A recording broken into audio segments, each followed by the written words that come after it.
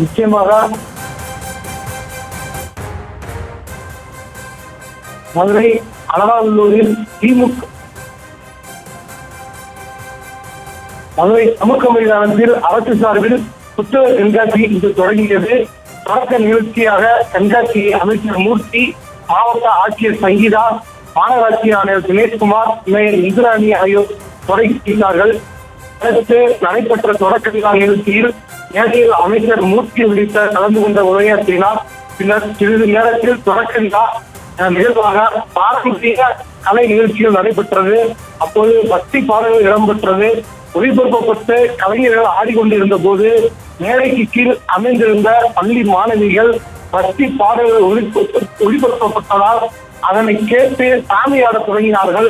அப்போது சில மாணவிகள் மயங்கி விழுந்த போது அங்கிருந்த பொதுமக்கள் அவர்களுக்கு முகத்தில் தண்ணீர் தெளித்து இருக்கையில் அமர வைத்தனர். அப்போது அங்கிருந்த சிலர் இது போன்ற அரசியல் நிகழ்ச்சியில் பக்தி பாடல்களை போட்டது ஏன் என கேள்வி கேட்டார்கள். அதிகாரிகளுடன் வார்த்தையில் ஈடுபட்டதால் இதனையடுத்து கலை நிகழ்ச்சி பாதியிலே ரத்து செய்யப்பட்டு அனைவரும் புறப்பட்டு சென்றார்கள். அரசு நிகழ்ச்சியில் பக்தி பாடல் ஒளிபரப்பப்பட்டு அதில் மாணவிகள் சாமியாடி மயங்கி விழுந்த சம்பவம் பெரும் சர்ச்சையை ஏற்படுத்தியுள்ளது. செய்திகளை உடனுக்குடனும் துல்லியமாகவும் தெரிந்து கொள்ள சப்ஸ்கிரைப் பண்ணுங்க.